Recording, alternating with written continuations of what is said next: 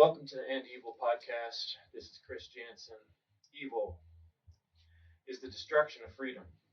What does that mean? That means that we still got to talk about what evil means. That's what that means. Because it's not being recognized for what it is, it's being recognized for something other than what it is. Evil's being accepted as normal, it's being justified, it's being run through the paper mill of our society and our world and repeated and repeated and repeated so many times that people forget what it is. So we have to be here reminding ourselves that, oh, we actually want a better future. We actually want to live in a world where we're all not like constantly screwing each other over and creating a situation where our children and grandchildren are getting raped by evil people, lizard people, whatever's going on behind the scenes. It might as well be lizard people the way they're acting. These psychotic folks that think that morality doesn't matter, that spirituality doesn't matter, and most of our society is pretty happy to just use the word spirituality only in the context of religions. That's because the jobs have been done to them, and sort of ultra focus their thinking into materialism, de facto Satanism, as Mark Passio describes it. I find that to be very true. Satanism is a newer term in history, but it describes selfishness that goes back in time, and every person that talks about spirituality and history understands the concept of selfishness versus the concept of selflessness, which obviously can go too far. So all that being said, today I wanted to talk about belief structures of the mind and misaligned worldviews. Misaligned worldviews, belief structures, and thought patterns. Unhelpful and destructive thought patterns that continue to plague us and our world. Now, I have this page here of notes that I will show you guys. I'll take some pictures of it. And sometimes what I do is I take notes and notes, and then later when I get an opportunity to go through them, I put them in these plastic sleeves here. Kind of a nice way to organize. Hey, Marvin, if you're listening, one idea I thought of is we just basically start with a really simple book of the book, The End of All Evil, with just these, just print it out. And we could just kind of at least start by everybody having a copy of that, and then see what we can do to make a better version. The next version I thought about doing is sewing it. I was looking up some information on that. So you guys, I've got a conversation going with Marvin of Join the Internet about how to get the End of Evil book reprinted. And if anybody's interested in getting involved with that, please contact me, and I'll get you in contact with Marvin, and we're going to try to create a team. On the End Evil podcast, we do things like that because we care. So, misaligned worldviews and belief and thought patterns, negative, cyclical, unnecessary thought and belief patterns.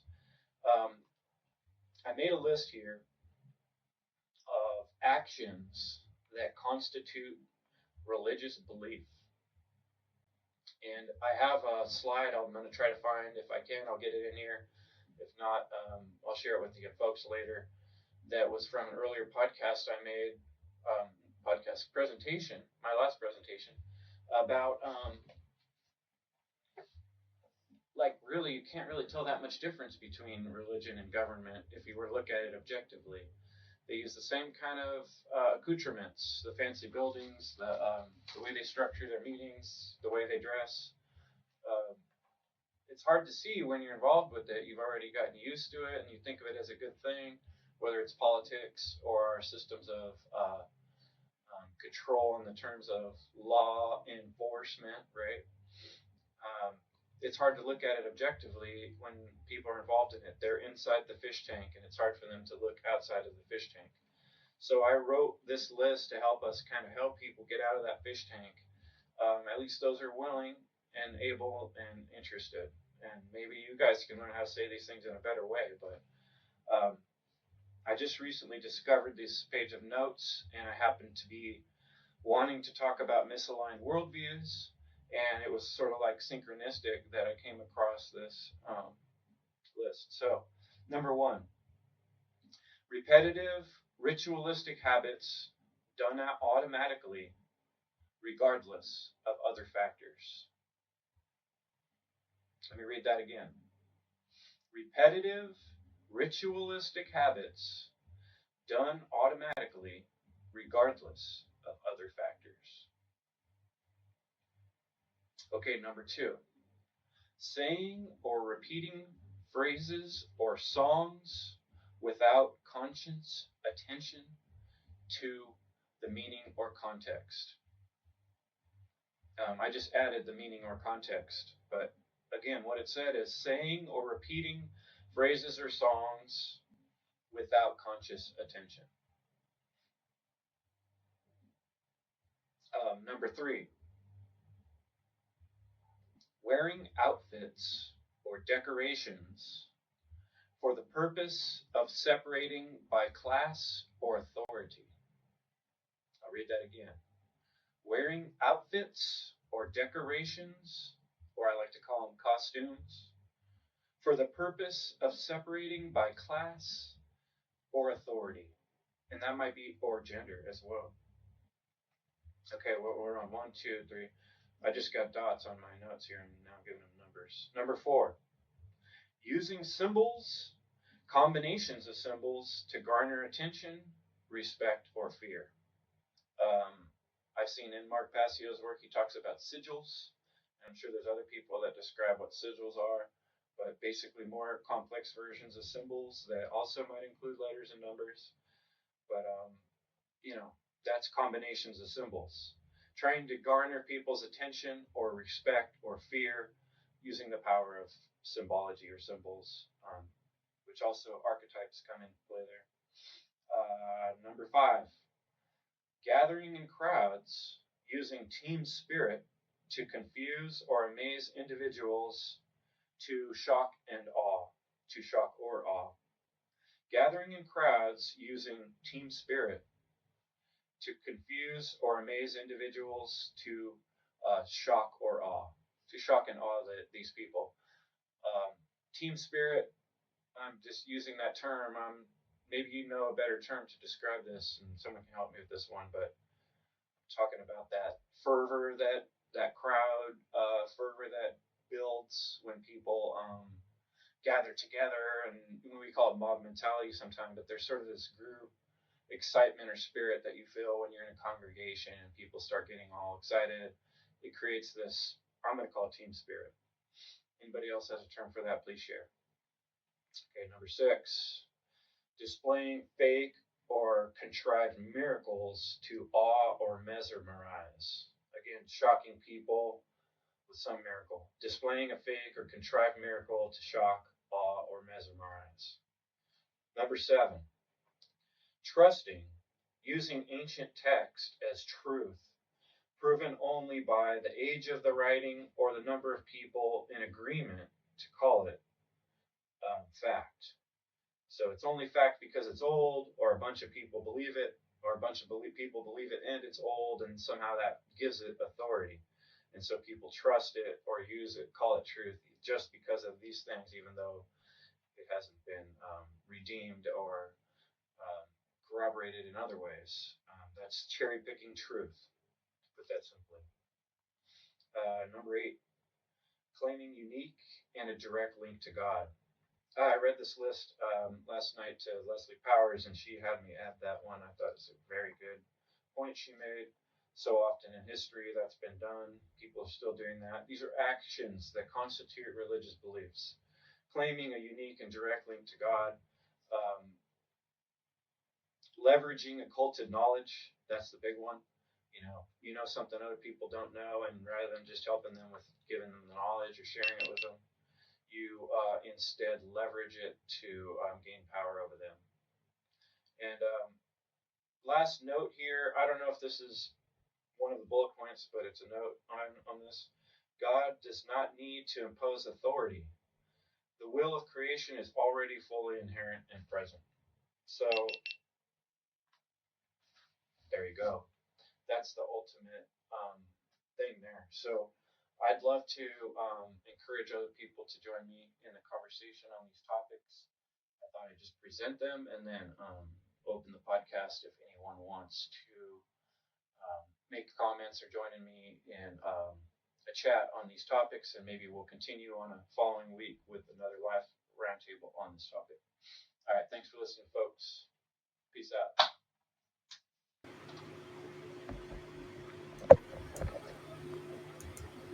Hey, what's up, friends?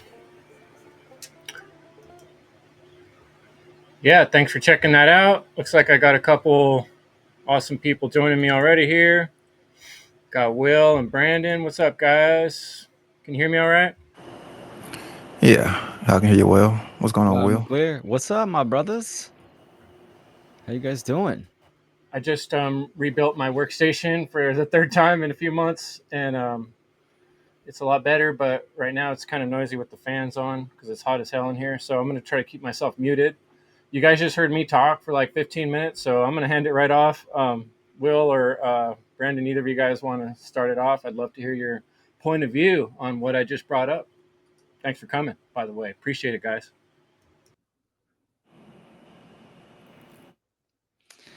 I'll jump in. Hey, Leslie. Yeah, I think that the document, the points that the tenets that you put together, I think that was fantastic. I watched the Jones Plantation movie last night again for the second time and kind of really dove into the allegory. And it's a great movie. If people haven't seen it, check that out. But your tenets reminded me a lot of what they're in the movie, what they were revealing. And I always like to start with kind of the foundation of like what is alignment, right? The definition of alignment means to arrange in a line. So logically, what's the line? When we're looking at reality on the macro level, well, the line is truth, right? The independent objective truth, that which has manifested currently and in the past, it's natural law.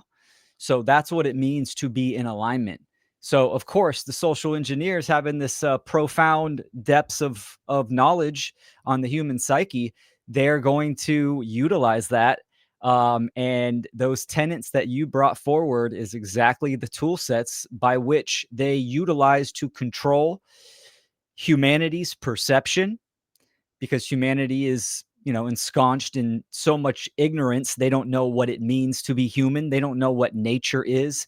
They use words like God, meaning God, the word means to invoke, right? But they don't understand what that animating principle of the all is, right? So it's these, like the last concepts I just talked about, are foundational. Like young kids can understand this when you communicate to them, because it is innate in our very being, our essence, our spirit, our soul. But yet, of course, being programmed and conditioned for many, many years, humanity in the aggregate has strayed from that so far that we are in negative knowledge, meaning that the inversion of what we think is going on in the world, how we think reality operates, is so far from what actually is the truth. Of course, many, many people are out of alignment, right? Not arranging to the truth, to first principles and objective morality and simply nature, which is all that. It's all encompassing. So, those were fantastic tenets. Oh man, Will, you always just blow it out of the park. I love that alignment. A little bit of Alignment. combination of green language, and I'm sure there's etymological gold right there too as well. Well, And you said then the last phrase, the last part of that was meant, which means meant, mind, and I meant it. and you meant it. I minded I it. love it. And then innate, and then you were talking about nature, in nature, and then of course innate cap, of course, that's also what that means. No, just kidding. But let's pass it off to Brandon, and I'll turn off back my noisy fan here. Chris, and I can understand, man, because it's hot here. And I got my fan blowing too. So just gonna sweat it out. But it is what it is. But yeah, a fantastic list. Some of the ones that kind of stuck out, to me was the gathering of the crowd, and I like the term the team spirit. And I, see this more as the collectivist mindset, or like, like the group think, something that we've seen all throughout, man's existence, and the negation of the individual, and how we have been conditioned to follow the crowd, and the crowd is extremely dangerous because it's unconscious and it is immoral. It doesn't have the capacity to discern free will. It doesn't have the capacity to use critical thinking. It doesn't have the capacity to discern truth and falsehood. And it doesn't have the capacity to discern, what's moral. And we see, when you gather in this crowd dynamic, people usually have the tendency to shirk personal responsibility and put it upon the group. So they'll say, well, someone else will stand up and do what's right, or someone else will help would be responsible for me. And this is not the correct way of doing things, because in that group dynamic, it's easier to blend in, it's easier to be masked in. And we see this in the cult dynamic too, which a lot of these tenets you are talking about have been used in a lot of cults throughout history. Like you have the have repetitive, have ritualistic habits. Then you have the wearing of costumes, which was used in a lot of cults, and to get them to conform. And then two, claiming to be a direct or unique link to God. We see this. We've seen this so many times, and how people claim to be, reincarnated, or a second version of Christ, or insert your name here, or they claim to have this certain divine knowledge that only they have, and you can only get it through them.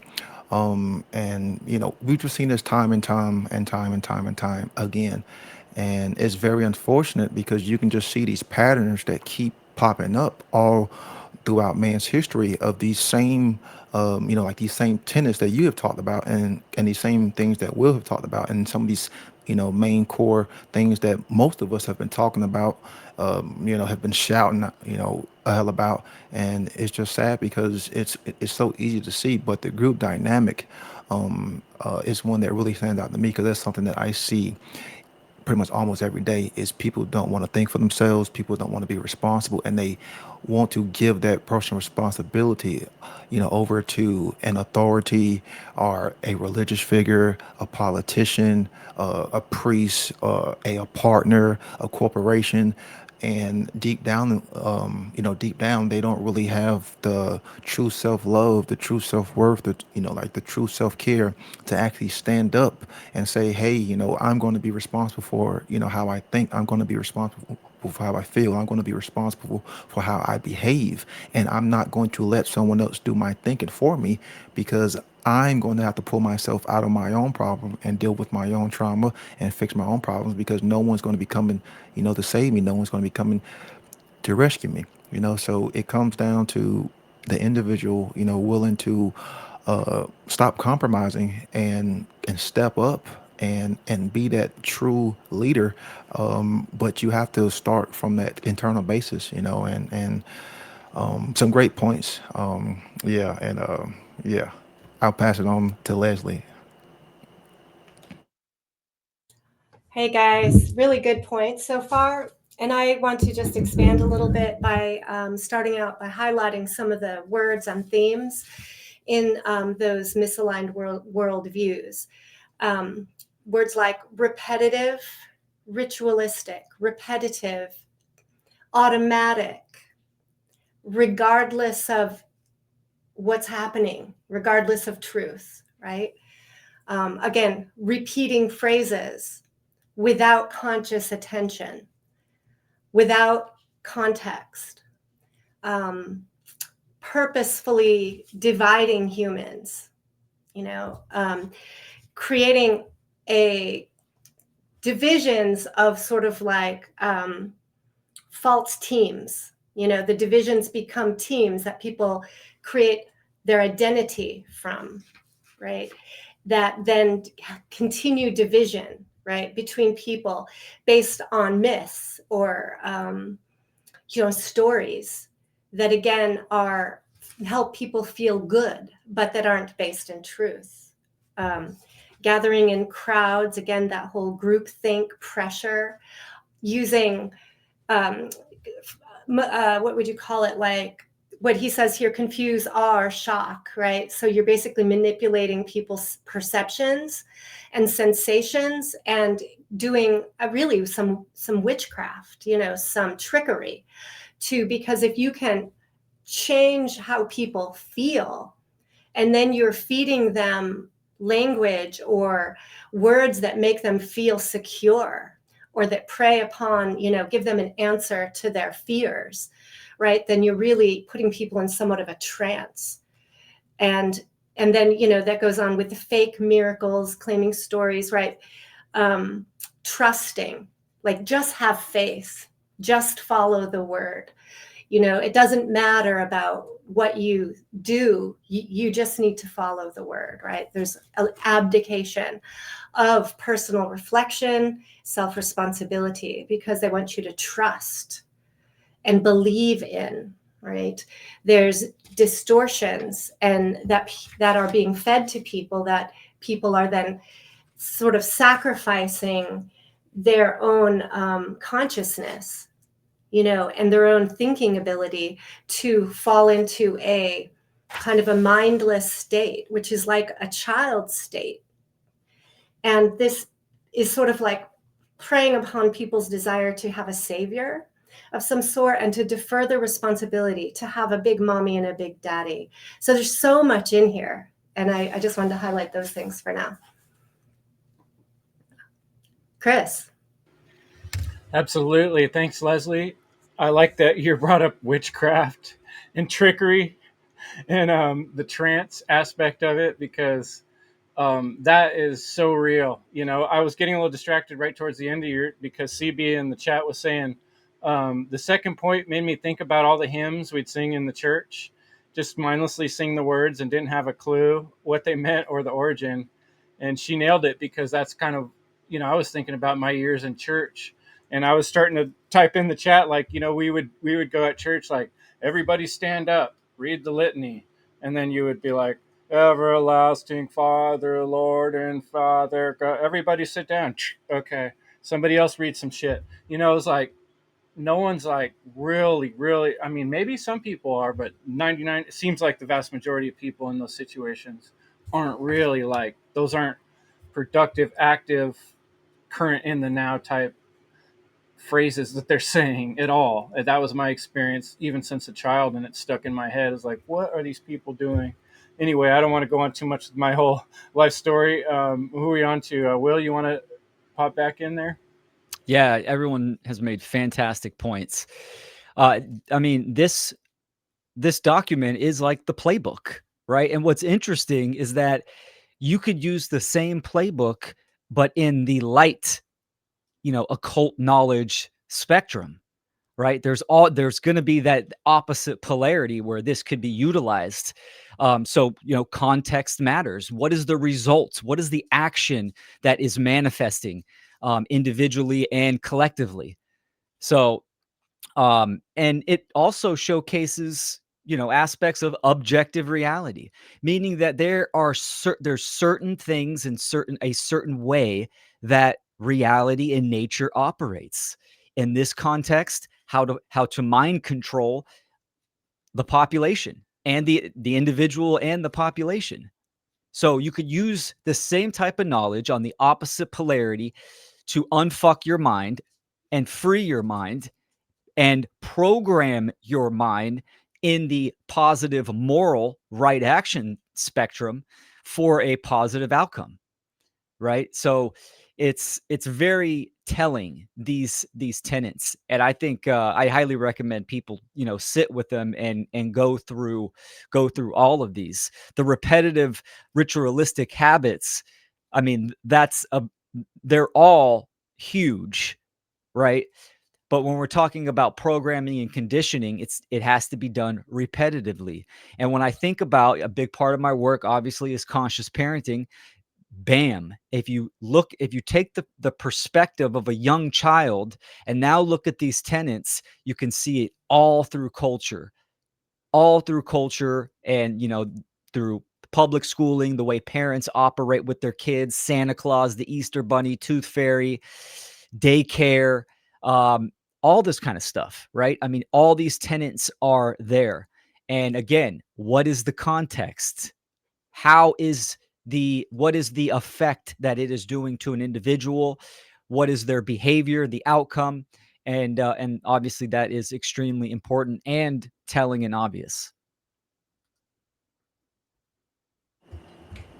Right, right. You know, we hear a lot of people today talking about I identify as this, or I identify as that.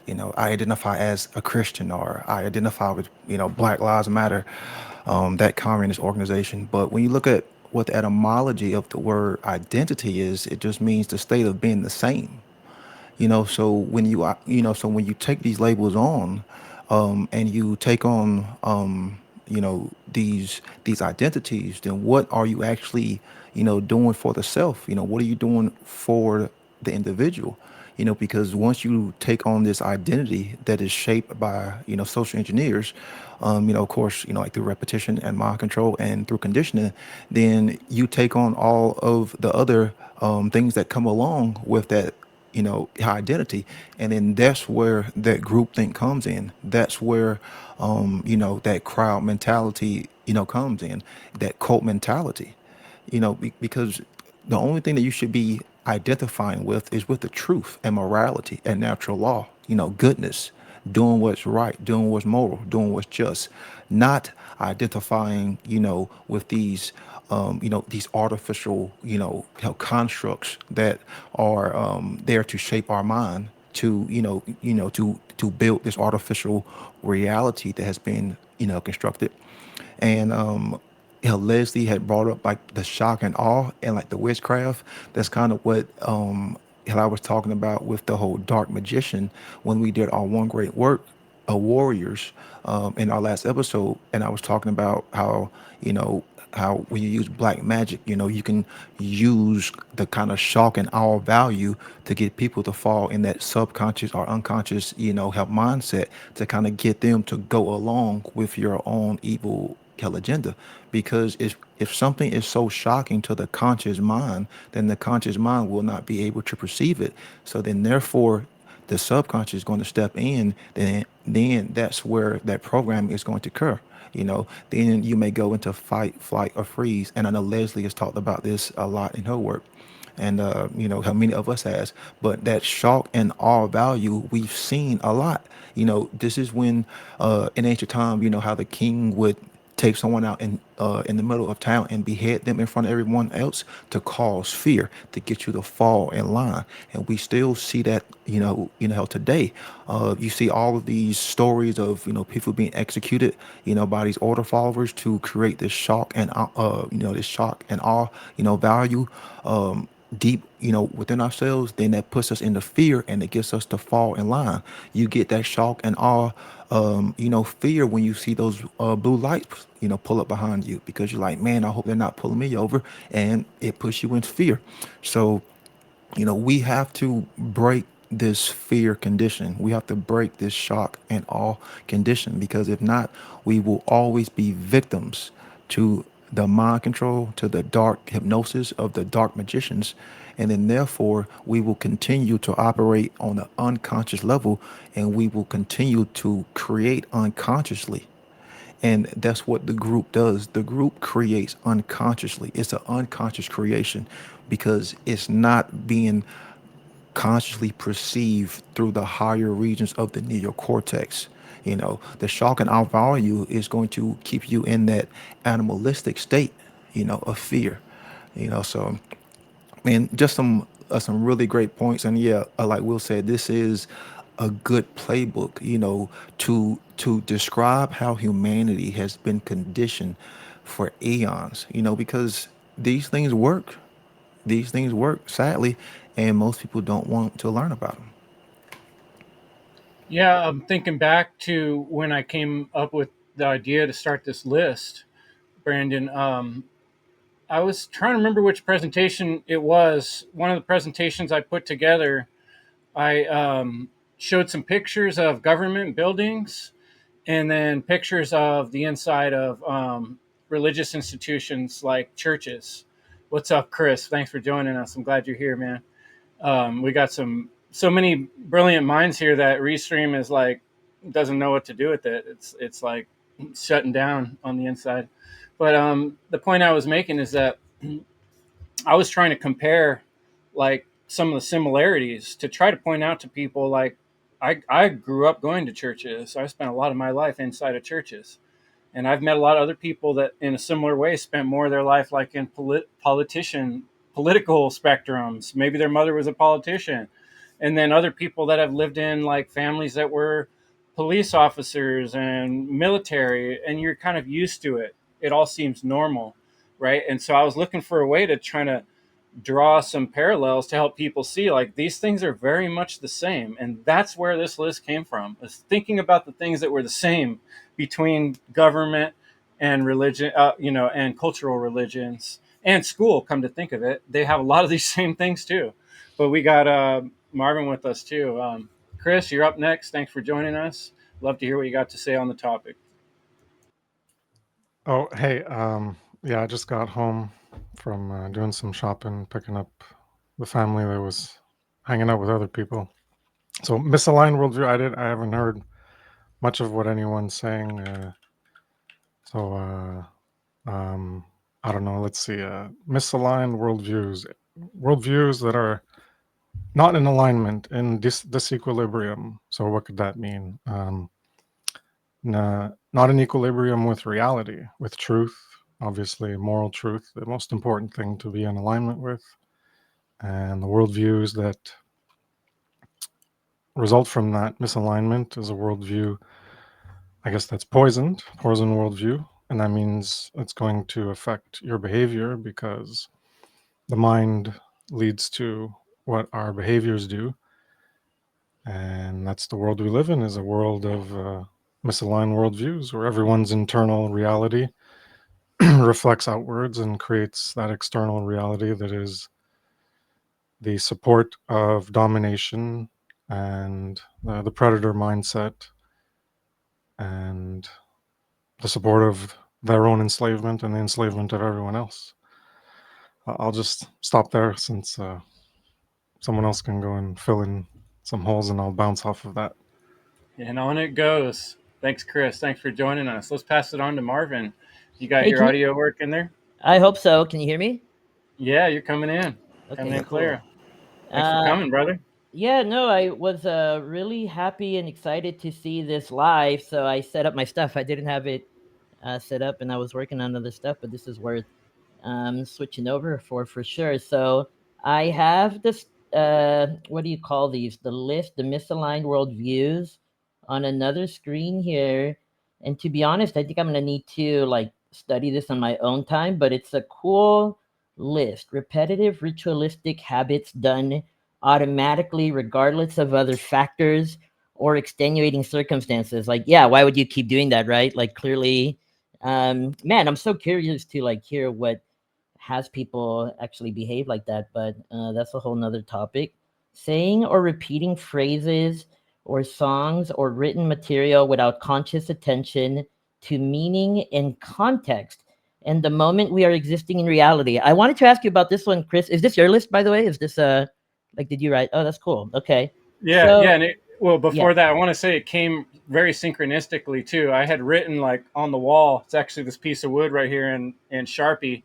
Nice. Misaligned worldviews. I had like a little brainstorm one day, and then while I was moving things around, restructuring my desk situation, I came across that note where I'd written that, and it was just like, that's what I'm looking for. That's this week's show.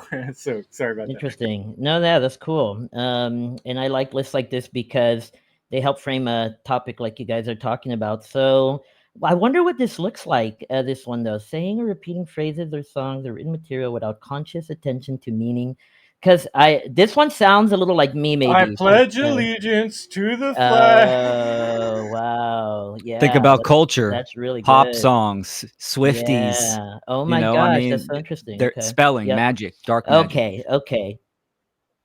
Yeah, without thinking about like, what are these words I'm saying, and how come I'm saying that? Oh my gosh, that's like all of us, or at least me, when I was a kid for sure, and for a very long time, to be honest with you.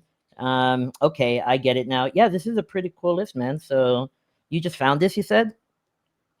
Like you were going through a like. Yeah, I don't know how long ago. It's probably a few years ago when I wrote it, and I just popped across it, and I was like, "Oh, this is perfect." And I had, like I said, just been thinking about that topic. I'm like, "This is what I was talking about." I already Really made a cool. list on this. Yeah, that's awesome. Yeah, I'll definitely be studying this after this call. I wanted to share the misaligned worldview that I can kind of see in just as I approach life and being parts of different groups and things like that. And as it comes to the topic of natural law, for example, I'm new to this whole topic. So if I show ignorance or nescience, educate me or help me educate myself. But I noticed there's a challenge with defining natural law itself, and even things like rights. So as far as misaligned worldviews, and then a group of people like us who believe in freedom in the spiritual and other senses of the word, maybe that becomes a thing to help people get into some sort of congruence with, because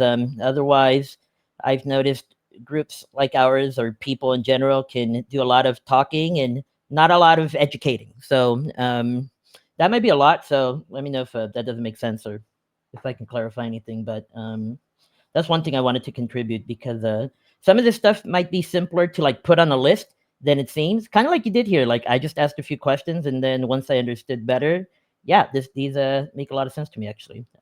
So it's really cool. Yeah, like Will always says, simplify the profound. And Yeah. just him Wow. saying Okay. that, I apply it to a lot of other aspects of my life as well. So it's like all of us doing this work and exercising our rhetoric, we're helping each other exercise and strengthening all of our word, mind, mentality, and muscles, so we can have a more clarity when we look at the world instead of having it obscured by perceptions. Is exactly what we're talking about. Anybody else want to wrap on that next? Yeah, I have a few things. I wanted to just highlight that consciousness occurs in the present moment, and that it is through self-awareness and orientation to our time and place, right, in the presence, in reality, that we have our conscious, where we can be in consciousness. So that involves maintaining awareness of ourself, right, and surroundings, and knowing thyself. And that includes knowing your vulnerabilities, knowing what can be exploited, and so, for example, are you vulnerable because you really want security and to feel safe? Are you really vulnerable because you want to feel important and special, or feel connection, interconnection? And so these religious type of institutions, whether it's the government and your political party, or an actual religion or a group of some sort that gets you hooked in, because underneath it is a fear, that. And so if you don't really know yourself and you're not committed to staying oriented in the present, then you are vulnerable to being pulled into this kind of mind control sorcery and into a trance in a way. And you can think of childhood games like follow the leader, the game of everybody follow the leader, or tag, you're it, right? Or what's the other one? Simon Says. There's either like this gang attack on somebody, or there's a following blindly. You're out if you act without Simon saying, right? So there's this programming going on that basically is training children into this outward focus of following the leader, which then is perpetuated in our political system and our religious systems, etc. So, there can be also like distractors in people's tone, watch kind of these evangelist preachers, and people get hyped up. They get caught up in the hype of it, in the feeling state, in the energy that comes from large numbers of people kind of cheering and connecting their energy. And that energy is, exploited. And people become unconscious in the waves. Like that's when, people, how many times are there like stampedes and trampling of people? People just lose their minds. So, so that's were some of the thoughts I had. And I wanted to I had a thought earlier today that's kind of relevant. And this was the thought is that it's like there's Satanists versus light workers, in a sense, was my thought. And if you're not on the light worker team, if you're not conscious of standing, and stepping in the direction of truth and conscious awareness and morality, then you are by default helping the Satanists. You are helping the dark forces that are really taking energy from you and controlling a lot of your actions unconsciously. So beware. Yeah, I like the point about being in the present moment, and that is consciousness, because what that also supports is the fact that we have a choice. Like every moment is a choice, and that's just something to note, because like you said, that passive behavior that you described, I think it boils down to willful ignorance of that choice's existence. And obviously modifying that is easier said than done, because people are resistant to that knowledge, hence ignorance. But yeah, it's a good thing to drill into, in my opinion. I was going to say, I think it would be helpful to actually bring more examples, concrete examples of some of these points, like repetitive ritualistic habits done automatically, regardless of extenuating circumstances. How about voting? All this voting corruption has been, very clear. And it's rather ridiculous to really think that your vote is like determining where, or your taxes are being, used for good things, right? But people automatically just get in the program and do it, right? That's an example. What other examples do you guys have? Yeah, one popped into my head. When I worked at the court, it really just struck me especially, but I've heard different people talk about it. It's like this dark occult thing with the judges wearing the black robes, and then the costumes that the cops wear. Obviously, military. The higher you are up in the military, the more little deals you got, little pins. You got your bling, right? What was that movie when you had to have 27 pieces of bling on your? It's like space. Right. I think that's one of the funniest thing is the costumes and the outfits and the decorations that intimidate, because there's so many good examples of that, even in school too. Like, when you're at the graduation, like everybody's got to dress up and wear those costumes again. And they're very symbolic costumes. And we've looked into some of that with the hexagram and the Tesseract and all that, and the 4D cube. I've talked about that. But, and that symbol is in a lot of these clothes that they wear, and people don't even realize the archetypes that they're representing are archetypes of control by people that are controlling them. And if they knew that, it'd be embarrassing. And I think that's partly why it's hard to realize that, because you're, like I said, you're looking from the inside. But anybody else got any other good examples? Can I throw one in there just real quick? It's broad, but hopefully that's okay. Just lying in general. Maybe that's let me see, where does that fit on the list? I can think of a way indirectly. Claiming stories to be true that are impossible to corroborate. Oh yeah. Pretending you have the direct link to some spiritual being, and that you're the only one trusted with that information. Yes. Yeah. I know people like that. It's funny. Yeah. It's not funny. I wanted to share something on the dress and costume, even subtle things like white collar dress code, blue collar dress. You know, I was at a job once where I was told to go home and change my clothes, you know, because I was a full grown adult doing professional work, right? Or like, and I even at this point, there's sort of an expectation that as a professional, I have to dress a certain way.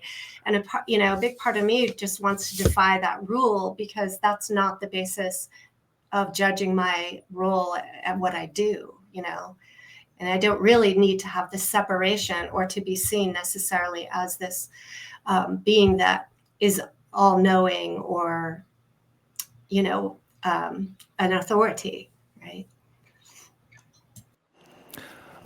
One that I want to talk about was the holidays. The repetitive, ritualistic, habits that we are all conditioned. We just had Father's Day pass, and you see majority of the people, just going out and spending money, or going out to eat, thinking that one particular day means more than all the other days. And and I don't celebrate any of these days, but I know a lot of people do. But it's just the mindset and the repetition. It is like a ritual, because people will do certain things at a certain time of the year, and only at that time of year, and it's repetition. And they'll condition their children to get involved, and then they'll get other people to get involved in these um, you know group rituals. So that's one. And then for the second one, saying or repeating certain phrases of songs. Man, I've been hearing this for many, many years on the softball field, because I'm around kids, and I just see how they'll just be, singing songs, and it was one instance where I recognized the lyrics in a song, because when I listen to music, I would always go look up the lyrics, because I was always, interested, in lyrics. But I remember this one little girl, she was singing a song, and she was saying, like, like Klonopins, and like all of these pills. And I asked her, I said, "Do you know exactly what those were?" And she was like, "No." And I was like, "Oh man, that's really bad." And then a lot of the parents will be playing music, like, at these tournaments, and I'll go up to the parents. I'm like, "Do y'all actually go and look up the lyrics to these songs?" And every time they're like, "No." And I'm like, "Hey, like, these lyrics are conditioning these kids, and we as parents should be filtering out and vetting out these wrong, like, these wrong dangerous lyrics, because a child's mind should not be listening to certain lyrics." So that's something that I've seen many, many times throughout my umpiring career. And sadly, it's like the parents just seem to not care, and I'm the one person who doesn't have kids, and I'm the one who does care. And I'm like, we need to be paying more conscious awareness to, like, the environment we raised our kids in. And I know this is something that Will's been hammering about for years and years and years, and he's going to keep hammering on about it, because it is an important thing. The environment that we raise our kids in is tremendously important. And these songs and the entertainment and everything that we put in front of our kids has value, and it can also have, detriment too. So yeah, just something that I wanted to bring about, because the lyrics, man, that Well, grammar. I'm glad you brought up the holiday thing. Just was it like 2 days ago, Leslie and I were talking about holidays, because we were trying to figure out what Juneteenth was. I didn't even. I just Another noticed fake it. ass Yeah, holiday. Which, just actually, the history of that one, a lot more than others, we might want to actually celebrate some aspects, because it's about this like fighting for freedom thing a little bit. But what I was thinking about was when I worked for the court, or when I worked for the government. Those are the people that reap the most benefit from government holidays. And those are the regular, most ritualistic days, and they celebrate all of them, like Columbus Day, which is this guy's like a mass murderer, racist, you know, who did nothing good. He was a pretty evil person from what I've gathered. Not a day to really celebrate at all. What are we celebrating? Imperialism? Like, and anyway, it's just we were kind of talking about, thinking about it. A lot of times the people who are collecting tax money and benefiting off of the robbery that's happening to all of us are the same ones that are benefiting from all these holidays.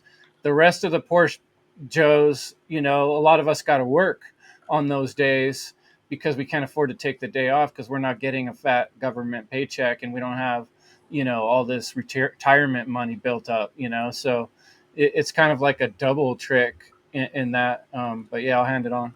Who wants to jump in next? Isn't there like evidence that the music industry has on purpose implemented certain messages and things like that for certain names? And aren't there ties to like the prison complex, like an actual connection between promoting things like crime and drugs and violence and then actual crimes? I Yeah. made a note to myself to do research on that already, but isn't there actual like evidence of things like that? That would corroborate what Brandon's saying for sure. So Yeah, especially in like the I want to say like the early '90s in the rap, when like Easy E and all that, like the whole gangster rap, was coming up, because this was when, like the black culture was just getting out of, like the drugs from the CIA, and then a lot of the dads, were put in prison for either through drugs or, like the whole pimp culture. Like the whole pimp culture is something that a lot of people don't talk about from the '70s and '80s in the black exploitation films.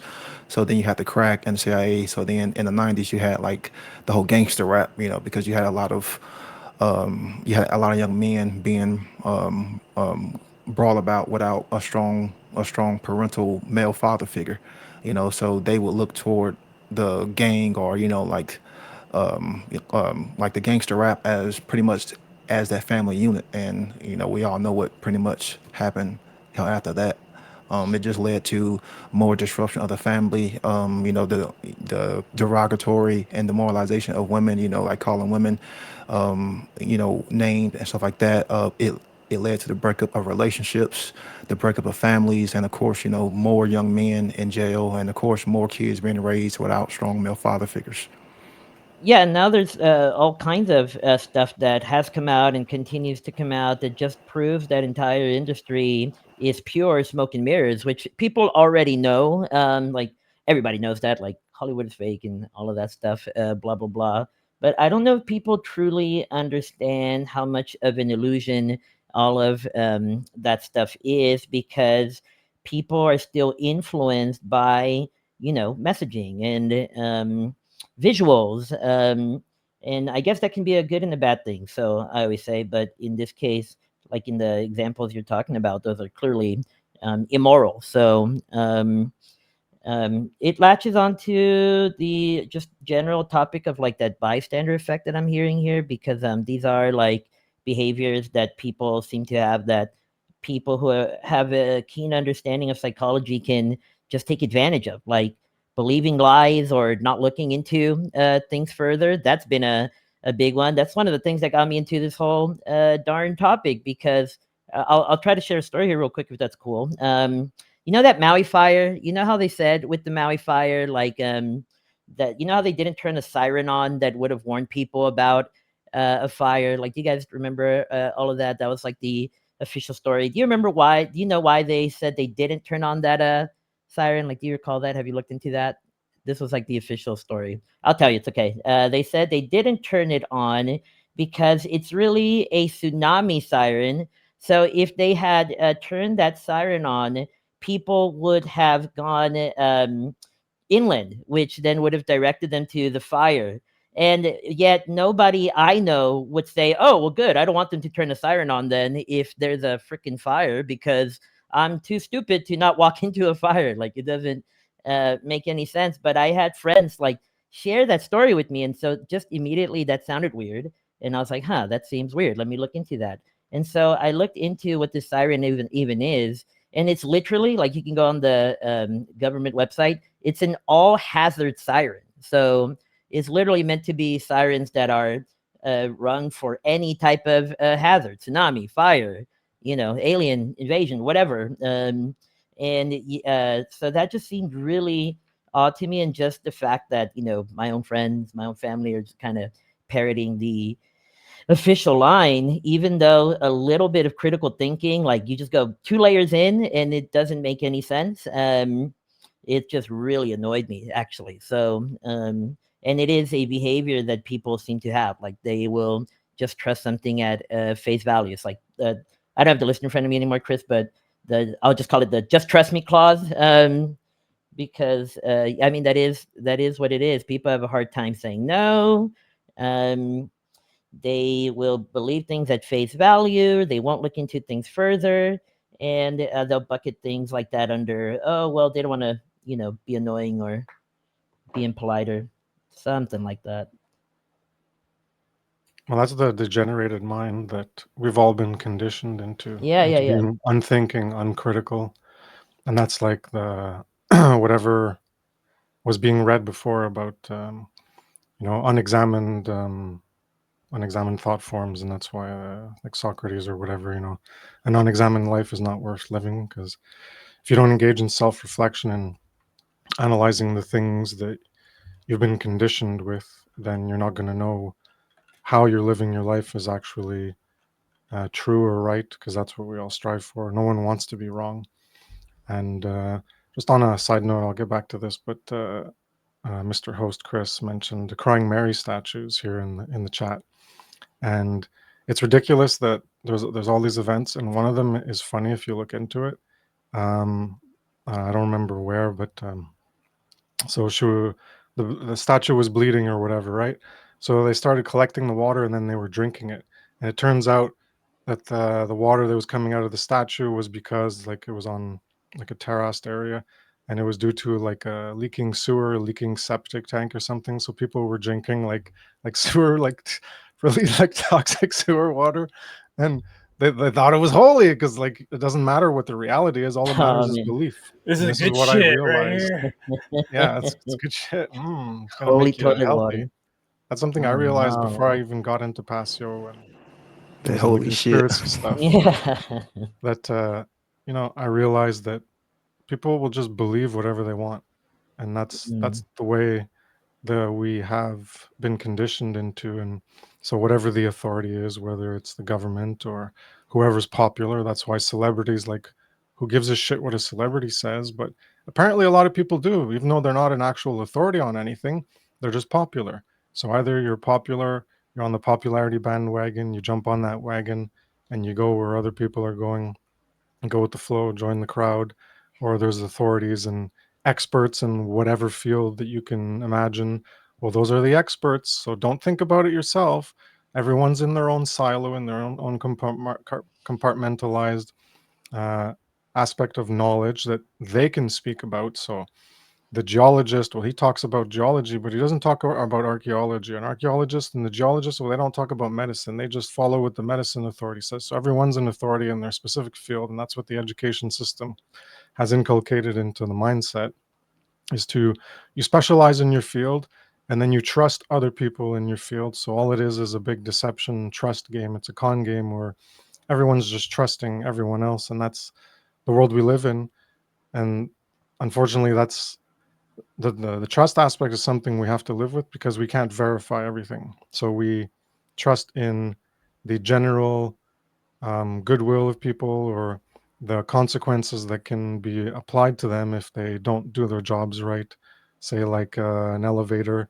Well, did you verify the cables in the elevator when you got into it? Did you verify the mechanics? No, but you trust that the elevator is not going to crash and kill you, because someone's supposed to do the maintenance and upkeep it.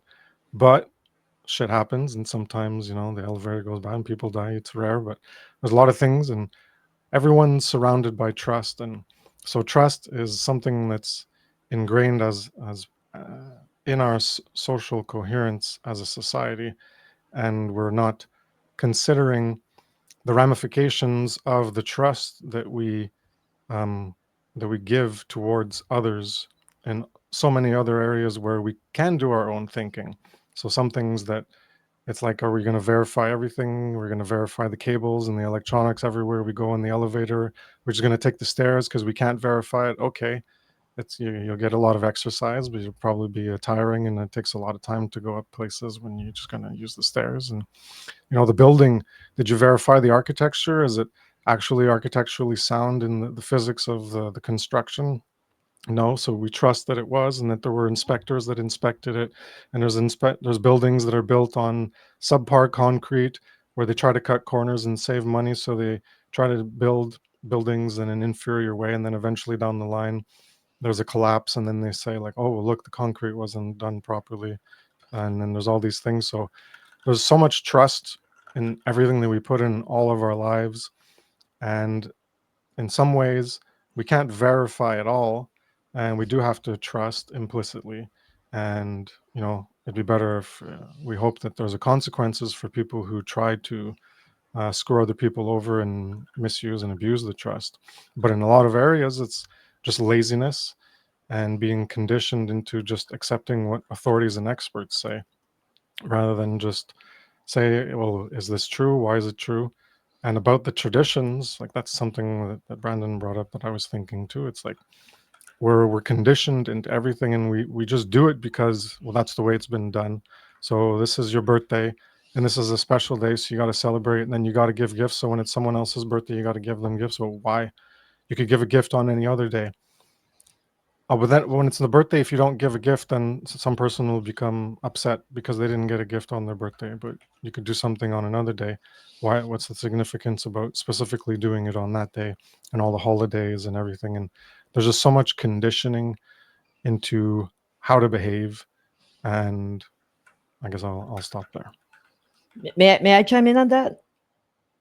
Okay, cool. Because CB, thanks for summarizing that point. Well, I got the same thing. It is hard to draw like the line on what to verify. That is true, and I like the elevator example, because that is an area where you have to trust that like you're not going to get screwed, and the elevator will work and take you to the next level. I think there's a difference between trusting something like the elevator working, though, and when the government is saying the president isn't a zombie, because like they're asking us not to trust our senses, you know what I mean? Or, I think I'm kind of realizing that the difference might be that the types of things that are good to verify typically are favored towards another person financially when they're asking us not to verify. I need to try that again. But for example, oh yeah, our currency is real, and then they figure out ways to just siphon it over to themselves, and then they tell you, oh, don't worry, it's too complex for you, so just trust that we know what we're doing. Like there's so much that entity now gains from you believing that, and that is just so much different. Like why would somebody purposely screw an elevator unless they're just jerks, to put it lightly, so maybe that helps to know where to draw the line a little bit, because it's a good point. So just wanted to add that in. Oh, just 1 minute. The elevators is because the cables can become frayed, and if they're not inspected, then they can become more frayed, and then eventually they're just going to break, and then that's when you have accidents. Or True, like a brake pad on a car, there's brake pads on the elevators in those emergencies, and if they're not, if they're so there's always this implicit Yep. trust. And of course in government, there's things before your eyes, and you see things happen, and they're like, no, don't trust your eyes, don't trust your ears, just we're the Yep. authority, so just Yep. accept what we say. Cool. And that is part of the argument that statists will state, is that they think, oh, well, that's why we need the state, that's why we need laws, the government, to enforce rules and regulations so that people keep up the elevators and the roads or whatever, but we can see obviously so many cases where those things haven't been done properly up to par. And but there is a certain trust, like you're saying, that we have, and I think it's a good question was asking in the chat, and that's kind of what Martin's beginning to explore. How do we discern then? But I thought this is really good, because the one line I put was trusting or using ancient as a means of authentication. And that's really common. It's logical fallacy. I don't know how many people in the modern vernacular know what I'm talking about when I'm saying logical fallacy, but it is a logical fallacy to think something's true just because a lot of other people think it be true, or just because it seems like it's been true for a long time. and not enough people have argued with it. That does not make it true.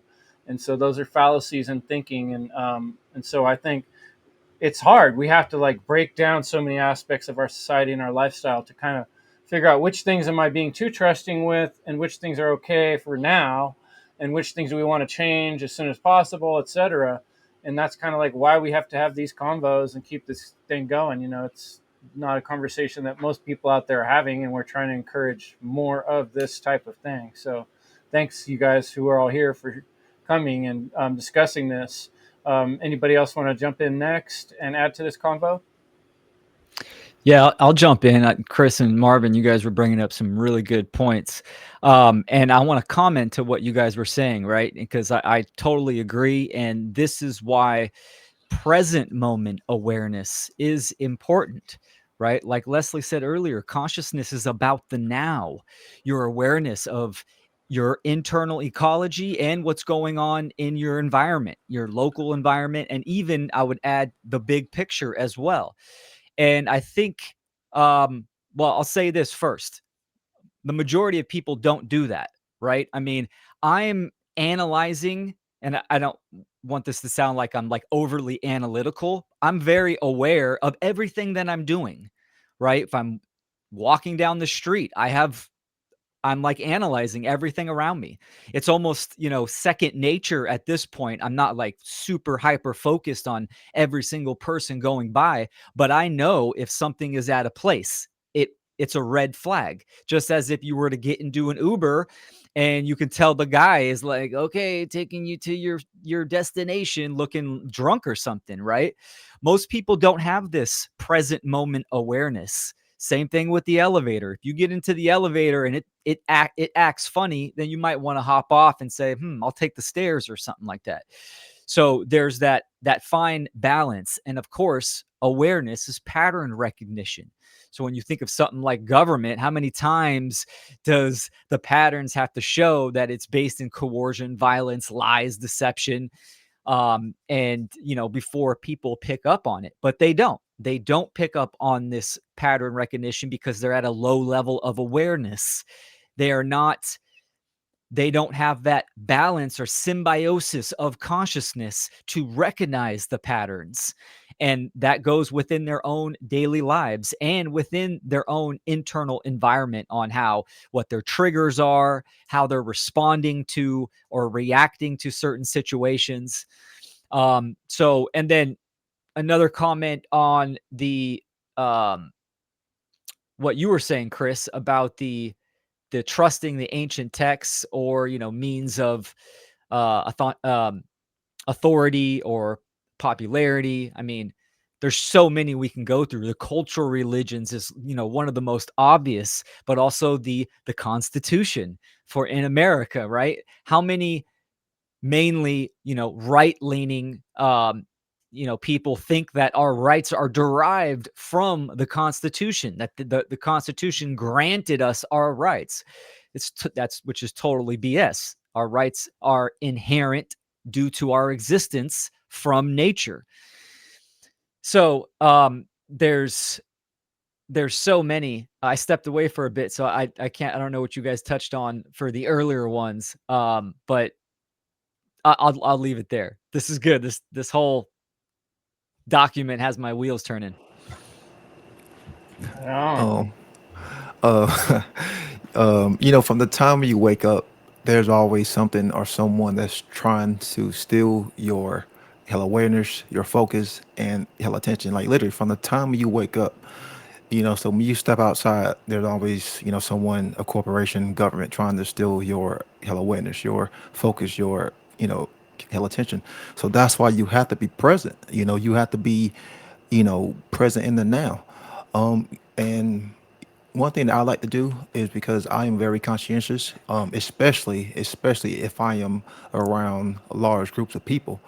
And this is important because that way you don't fall into that group dynamic. You have to be aware of how you think, how you feel, and how you are behaving at all times of the day, especially in public. In today's day and age, with all the glitz and glamour, with all, how the shiny things, with everyone looking down, at their phone. And one thing that I wanted to bring up is imagery is very powerful. It is extremely powerful.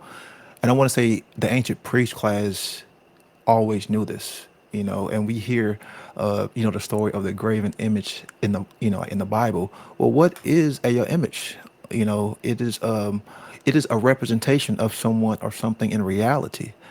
So I'm sure y'all remember in the early 2000s, like we had the term "a picture is worth 1,000 words." Well, it's more than that. It's worth 1,000 ideas in your mind, because that imagery will create concepts and all of these thought forms and all of these thought patterns within your mind. And then therefore, those thought forms and those thought patterns will start to create, like more concepts and abstractions. So the imagery is what is used a lot of the time to bypass, our conscious mind. That way, how the sorcerers are, the social engineers can steer our mindsets toward, however way, how they see fit. And we see this in, like in today, is everyone has their symbol, everyone has their imagery, and they have it posted right in front of your face. You can't go anywhere, without seeing a corporation, a logo, or a image. You even see the celebrities, they have to keep their image up, because it's all about looking good. It's all about the aesthetics. It's all about, it's all about the glitz and glamour. It's all about, the facade, the makeup. It's all about the look. It's not about the internal. It's all about the external. Therefore, to get you to bypass that truly logical, conscious awareness, and to tap into that lower base emotional, how can they get you to get an emotional reaction with that image? Then therefore they can sell you that idea, or sell you that product, or sell you whatever you don't really need. So yeah, imagery has always been powerful throughout, Yeah. mankind's. Such good points. I've kind of want to bounce off a few things that you guys have said. So one that you just mentioned, Brandon, is this idea of celebrities and their image. And I happened to just for kind of like shits and giggles and curiosity, watch this silly little video about it was by a plastic surgeon who was analyzing Madonna's face over the decades to determine approximately how many plastic surgeries she's had. And he could pretty much feel very confident, but at least like 38 surgeries, and possibly more. I think it might have even been more than that. It was like to me, it was like a really high number. And, and you can look at celebrities and you can see where they've just gone too far and their faces are like malformed. But the thing is that this is setting a standard for, women, especially, of feeling, like they need to step up to this standard that's false, that's really a facade and a lie about what is beauty, feeling uncomfortable with aging naturally, and this ageism, that's really very prevalent in our society. So there's all of this in it, and this is like driving you subconsciously, and bringing you to spend lots of money and obsess over things that aren't important, really.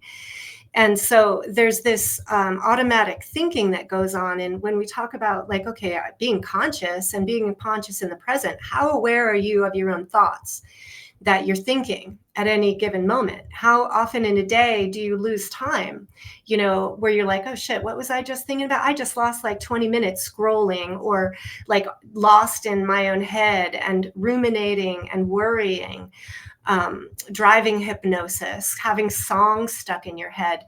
I think many people are living very unconsciously with these repetitive things that are coming up from the subconscious. They're not controlling it, and then they don't know how to control those mental processes when they get out of control. So when something happens, a false flag event, a scamdemic, it then hijacks the mind because they're sleeping, and they're in this automatic subconscious state, and then it hijacks that and amplifies it. And so now we have, like multiplied anxiety disorders and people who are feeling out of control of their own, daily thinking. okay, and feeling states. So there's that. And then I was thinking about the holiday thing, and the example that came to my mind was like St. Patty's Day, and how, you know, people are just automatically going through a ritualized celebration that without even really knowing the truth about what the creation of that holiday was, and that this Patrick wasn't really a good guy, but people like green beer and they like an excuse to go out and eat and drink a lot and get rowdy. And, you know, and so then you add the whole element of substance abuse, of alcohol, of, you know, social, like you were saying, Brandon, about going out in social events, that there is a need really to be vigilant and to be careful what energy you're around, what places you are at. You know, I've dated musicians, and I've been in bars, and I've seen bar fights break out and ridiculous behaviors, and people punch each other in the nose, and, you know, it's like craziness, right? And so that's part of one of the outcomes, I think, of you know, this unconscious sort of you know, these tricks that are Chris talked about. And that's leveraging occulted knowledge. That's like, you know, doing these, you know, if you think about marketing, even in basic like sales, you know, if you want to go in the most simple level, not look at the whole deeper levels of the dark occultist, you know, kind of mind control, it's leveraging people's unconscious. So there's a naivete here, and the biggest naivete is trusting the government. It's trusting that these people you're voting for are actually looking out for your best interests, trusting your doctors. There's a naivete and this actual like childlike mindset, and there's an underestimation of the impact, you know, of the evil in the world, of the existence of mind control, of the trauma-based aspects of mind control. You know, that the movie industry, you can look at like Mark Devlin's work, and you can see a lot of that mind control going on in the music industry, and understand the intentions behind it and how it's hooking people in very devious ways. I wanted to mention about what are some of our skills that we can use is that Marvin, you mentioned intuition, right? Using your own senses, learning to trust yourself, that what you see, feel, hear, taste, smell is real, right? And not this like magical kind of like fairy dust that's being, you know, put in front of you to manipulate your emotion and get you to think something else is real when it's really not. We need to use our critical thinking. We need to keep our brain in balance with the right and left hemispheres, and at all times, you know, which means we need to learn to regulate and manage our emotions so that they don't hijack us, you know, away from our frontal lobes and our ability to think and reason. And so this whole like emotional intelligence and the development of skills around self-regulation are really important.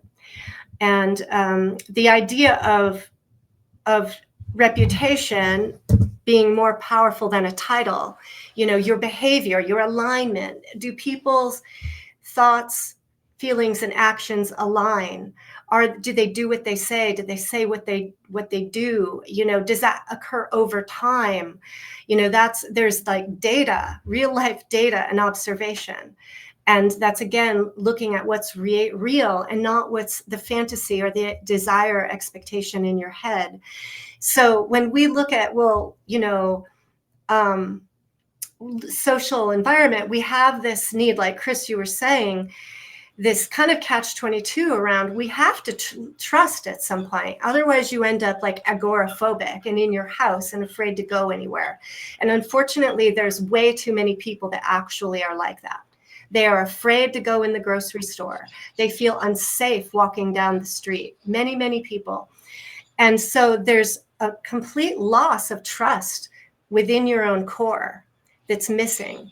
And when you don't trust your own ability to think and observe and come to logical conclusions through the trivium process and learn what intuition is, then you're at the mercy of something external to you. And there's an emotional need to attach to that which makes you feel safe, And that doesn't mean you are safe.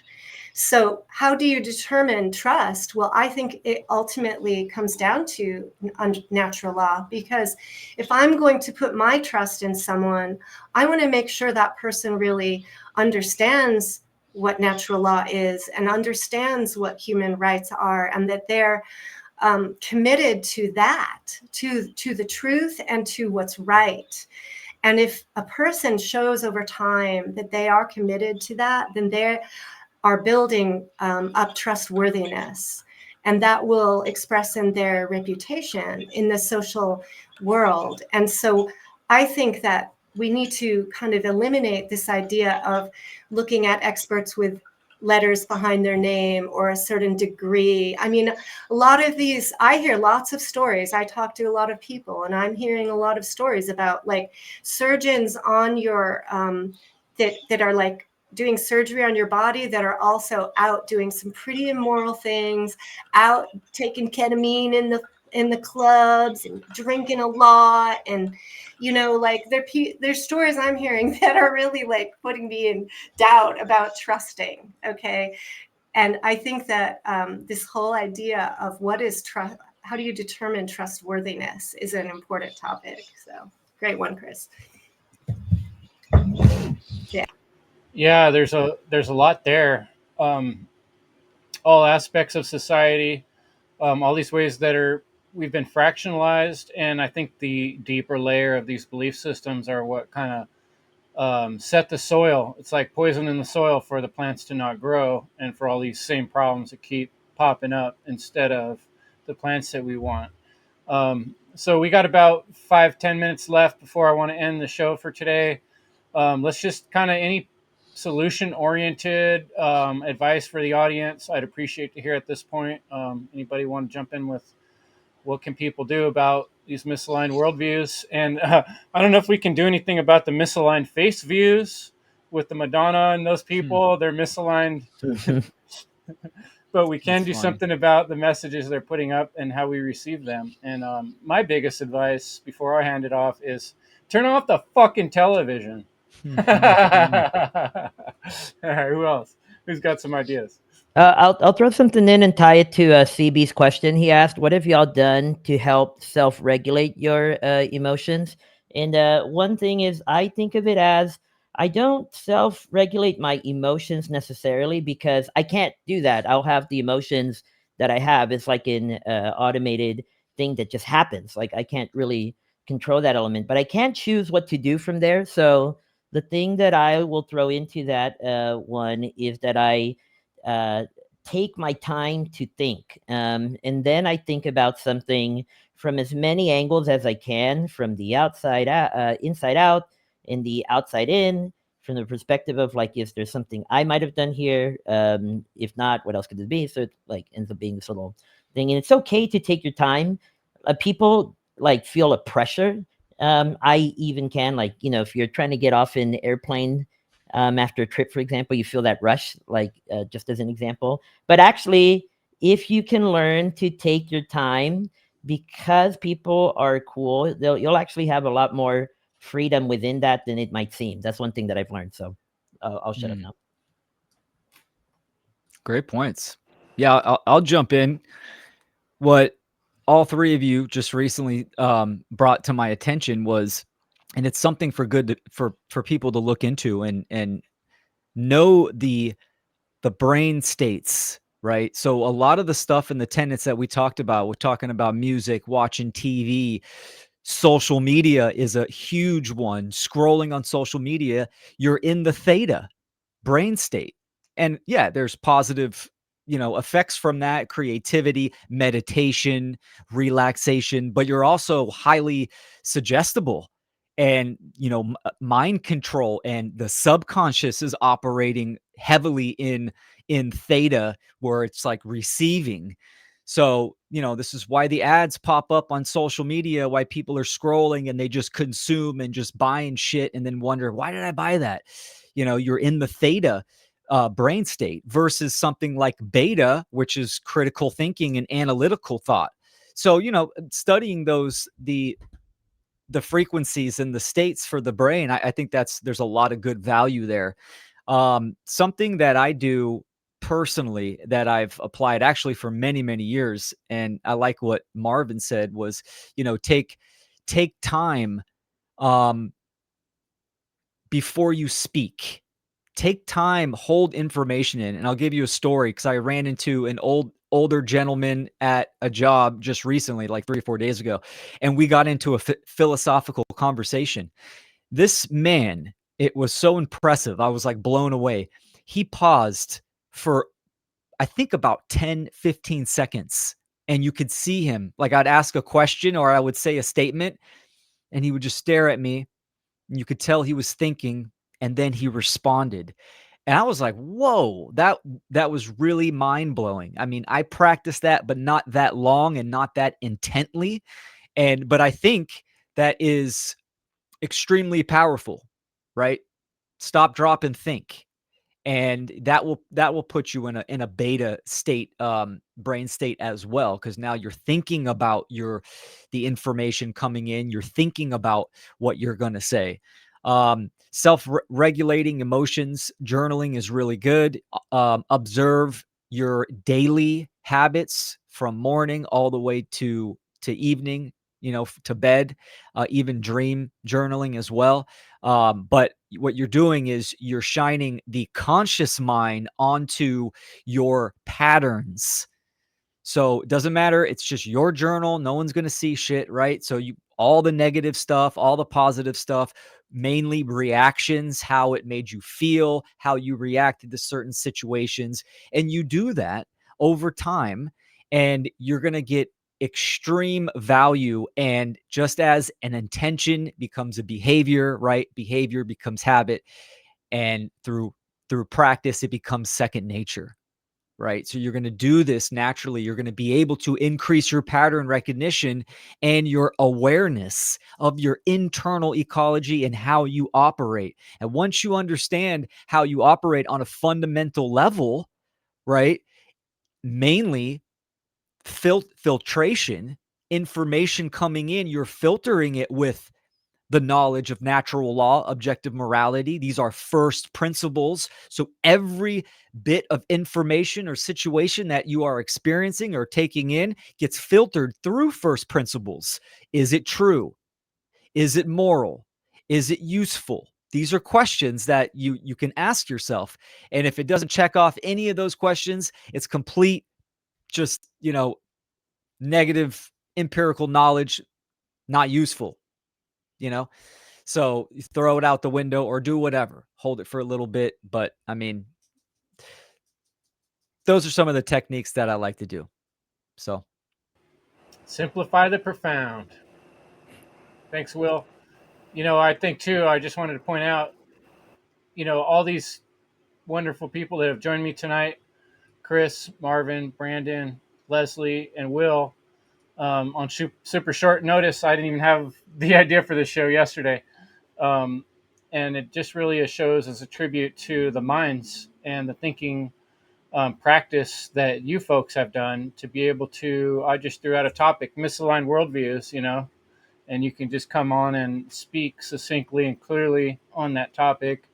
And I think, that's kind of an advertisement out there for other people listening. You got to practice to get like that. These guys have been putting in the work, and that's how they're able to present the way they are today. So thanks a lot, guys, for coming. Any last? I had more. Yeah, go ahead, Leslie. Yeah. Okay. Thanks. Sorry to interrupt. No problem. I wanted to. CB's question is a good one, right? Around how do we manage or regulate our emotions? And I liked what Marvin said about, we don't want to suppress our emotions. The goal isn't to shove them down. We need to feel. And so we want to become an observer or a witness to our emotions and to our automatic thoughts. And one way to cultivate this is through a meditation practice or a mindfulness practice, to do mindfulness daily, to be mindful of your body state and of what's happening internally. And this will bring attention to internal contradictions, polarized thoughts. You may notice that you have a real, critic going on in your mind, and you might notice that you have a part of you that just feels powerless. So when you start to develop this awareness, then you can start to dialogue internally from that witness place, which means that you have your frontal lobes online and they're connected in. They're able to communicate to the limbic system and the brainstem, which is guiding the physiological responses. So in alignment, the alignment, right? And so when you are in this state, you can cultivate a curiosity, and you can start to ask questions of yourself, of between yourself and these parts, to understand more about yourself and what's driving you. And through this process, you also will build what's called somatic capacity, which is the ability to tolerate distress. Because when we're triggered, especially a trauma trigger, it happens often unconsciously, it happens really fast. And if we don't have our distractions, we're often can be uncomfortable. And it's about sitting with the discomfort and not quickly doing the automatic feel good activities that you want to do, to suppress or shut down something uncomfortable. And the more that you're able to just like tune in like this, you can see all sorts of things that you don't normally notice. And it's really like one of you were saying about slowing down. Will, I think you're talking about this slowing down and observing and creating a little more of a gap between, this automatic thought and your action, but to actually do some process of self-evaluation of what's happening before you speak, before you act, before you pick up that drink or whatever it is that, is working on you, that's handling you instead of you handling it.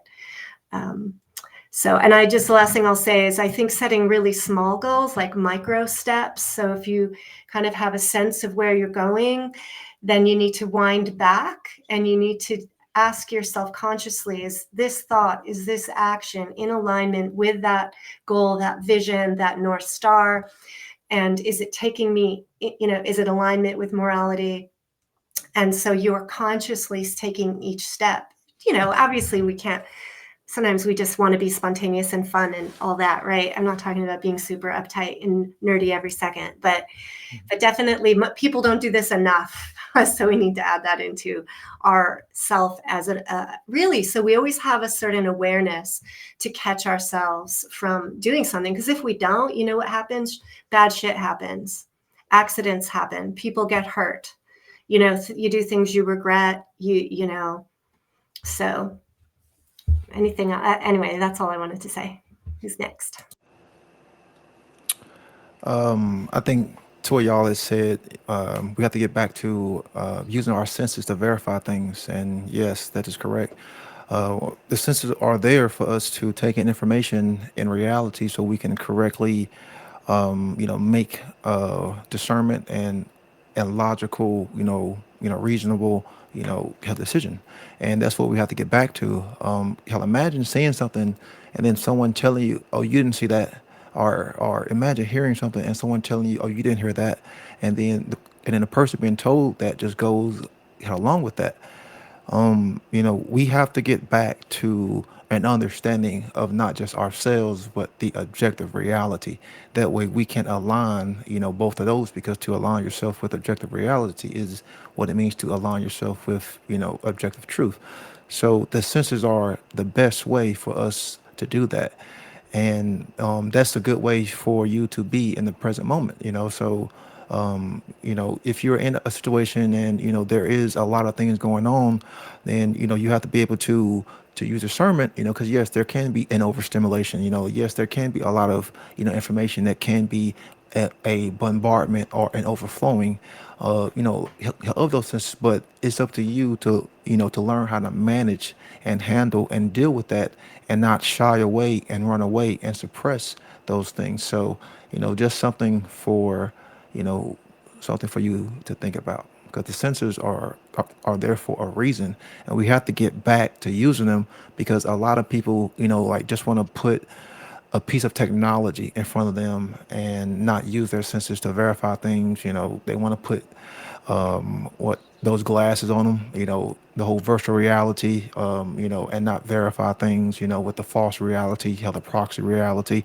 So, well, we have to get back to the correct version, the accurate understanding of ourselves and reality, and the senses are the correct way of us doing that. I love it. Yep.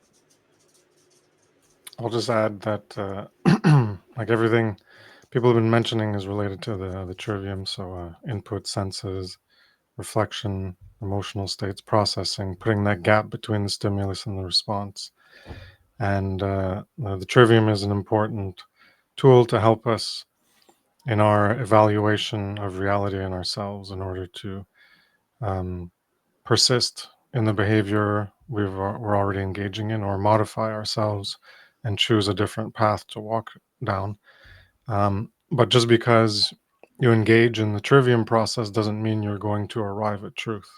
It's a methodology to help you figure out what's true. But just because you engage in some input, do some processing, and maybe some output, doesn't mean that what you've attained is the truth. So there's some caveats on that to be wary of when we engage in this process. And one of the biggest barriers is ourselves. One of the things that I've said a lot in some of my earlier work and articles is you are your own worst enemy, and you judge, offend, and insult yourself by your own actions. And one of the tools that can be useful to not deceive yourself is, of course, as Chris mentioned, logical fallacies. There's cognitive biases. One of them I mentioned was the bandwagon effect. Learning these things, but also what I've termed objective detachment. So you have to learn to detach from yourself, because everything that you're going to take in as input from your senses, you're going to automatically relate it to your sense of self, your self view, and your worldview. So that's going to be automatically associated with what I also call the ego personality identity construct. So since the moment you're born, all the input into your senses and the stimulus that goes into your consciousness, that helps to shape who you are, especially the first like 7 formative years. And so your sense of self develops, after a year old. There's the ego development, and then there's the conflict of the ego you and then the other egos, and learning to cooperate and share and things like that as children grow up.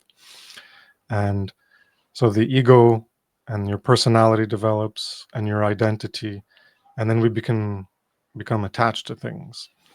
All these things like traditions and culture, all these birthdays, and all these other festivals and holidays, and all these things we become attached to, because we take them in and they become part of how we view ourselves and the identity we become attached to.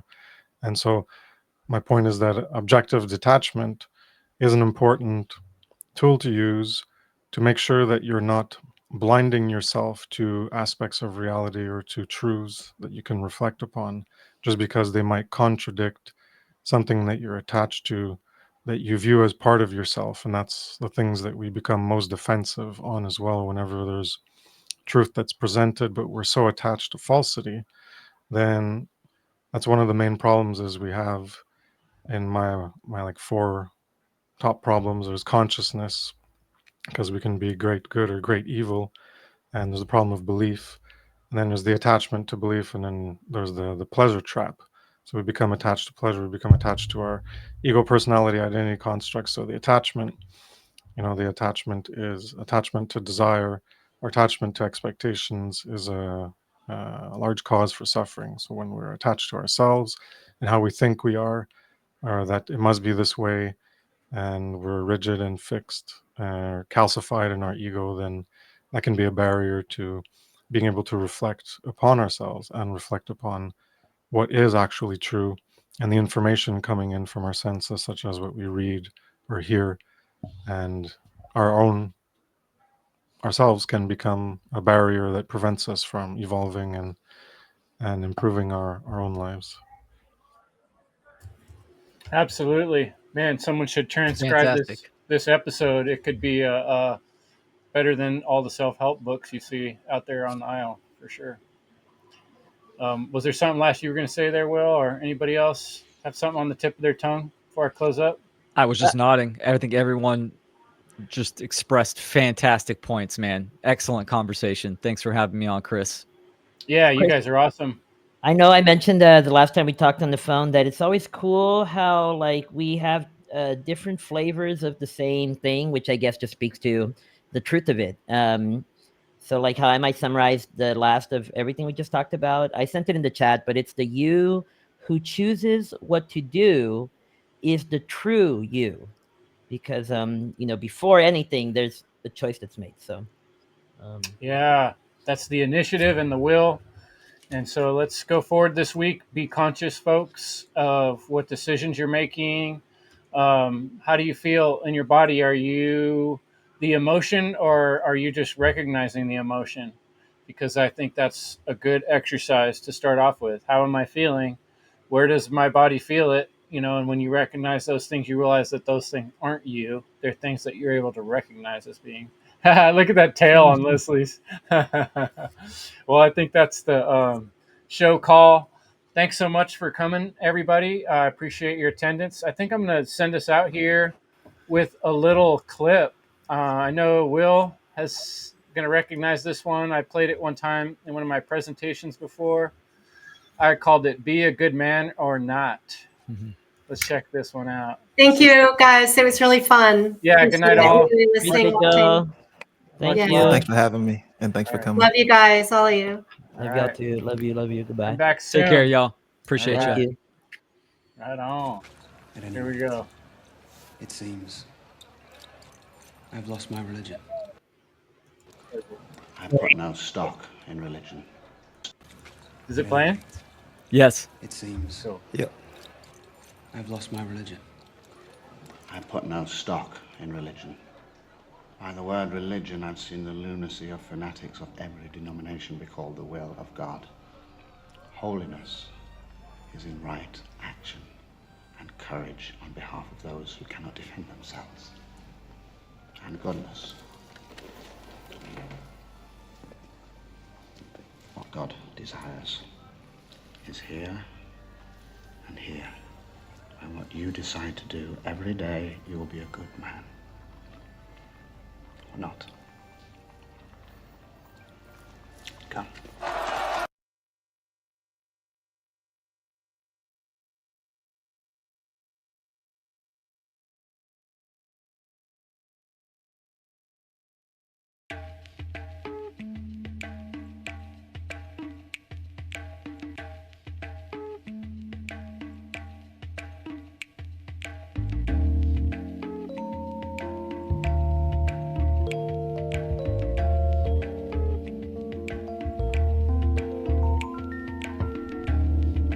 What is the world coming to? With so few paying attention to the rate of dissension, labeling with a lack of attention. Words are the cure for the ill of disease, and this poetess wears truth on her sleeve, giving birth to manuscripts that bleed, that breathe, that tease, that say please. Are you listening to the poet's need to disseminate verbal industry with poetic harmony? I used to wait for answers. Now I answer my own questions with suggestions, conceiving conceptions from internal perception. Remembering who I am goddess inside of human being, seeing in a different light, sort of like insight, blessed and dressed even statuesque in nature, a trailblazer destroying any disclaimer proclaiming self-liberation from the plantation foundation. I want to build monuments from scratch, blasting this crazy pain off my back, cause I never predicted that we'd be so addicted, afflicted, and restricted by fear. Like a foregone conclusion, reality's become that intrusion, illusion, we're losing, breeding confusion. Inhaling prescriptions with lengthy descriptions, beating the weak into submission and ignoring resistance. Cause the circumstance is enhanced by these powerful ants that plant the words I can't into the psyche, leaving pain to flourish like debris from the unfree. I want to christen absurd words by accident, subsequently flavoring this mystical diction with non-fiction chapters like broadcaster bringing